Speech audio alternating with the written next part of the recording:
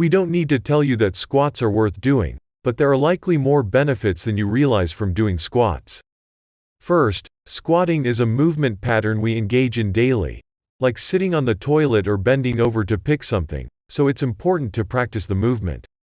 Squats, whether the back squat, front squat, or Zercher squat, also burn many calories, increase quad and gluteal mass, and increase production of muscle-building hormones. Incorporate squats into your training plan. Benefits of squatting. 1. Squats develop bigger, stronger legs muscles. This probably isn't a surprise.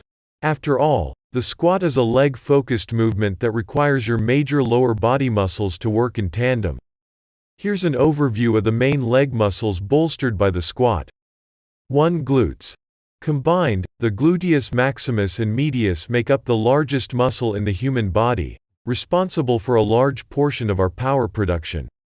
You can strengthen the glutes by squatting, which is important considering that stronger glutes aid in lower body strength and stability. 2. Quads. The 4 quad muscles, vastus medialis, vastus lateralis, vastus intermedius, and rectus femoris, support leg extension and protect the knee from instability. Also, research suggests that fuller ranges of motion can elicit significant quad growth at lower intensities. Simply put, you don't always need to squat heavy to build mass, but you do need to squat in the full range of motion. 3. Hamstrings. Made up of the semitendinosus, semimembranosus, and biceps femoris, the hamstrings flex the leg during exercise and when walking, jogging, and running.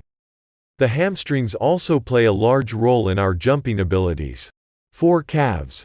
Your calves are made up of the gastrocnemius and the soleus.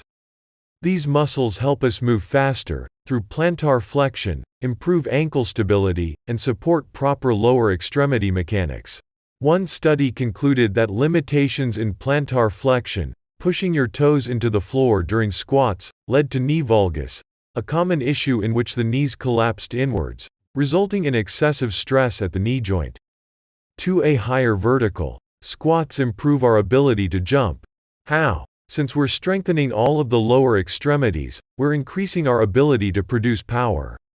A study published in 2012 analyzed 59 participants and their vertical jump while following a 10-week program that focused on 3 squat variations: front squat, back squat, and partial squat. The results? Deep full squats improved vertical jump by increasing the ability to develop force. 3. Improved core strength. In this scenario, we're referencing the whole torso as the core, not just the abs. When you're holding weight and moving through multiple planes of motion, the body must work hard to remain stable and not fall over. This, in return, strengthens the core as a whole, which includes the lower back, inner spinal stabilizers, mid-back, obliques, and abdominal musculature. 4. You'll burn more fat. The more muscle you have, the more calories you'll burn during the day. Since the squat strengthens multiple large muscle groups at once and requires a ton of energy to execute properly, you'll increase the number of calories you burn during a set of squats compared to, say, leg extensions. One study concludes that weight training while dieting is one of the most important factors if the goal was to maintain lean muscle and strength, so make sure you lift weights when dieting, don't just do cardio. 5. Build stronger joints. When it comes to the function of your joints, if you don't use it, you do lose it. However, when you regularly squat, you strengthen and build the muscles, bones, tendons, and ligaments that make up our joints involved in squats. 6. You'll sprint faster. We've already asserted that squats improve power output, and power output affects your sprinting abilities. However, there are studies that show a direct correlation between sprint speeds and full squat power outputs. 14 soccer players tested both their vertical jumps and sprint times and then performed weighted squat jumps and full squats. Both squat variations resulted in faster sprint times. How to do the squat? Of course, you can't benefit from squats if you don't know how to do them. Here's the right way to do a back squat. 1. Step up to the center of the bar and plant your feet about shoulder width apart. Brace your core and set your hands on the bar just outside your shoulders. 2. Make sure your shoulders aren't rising toward your ears, but engage your traps.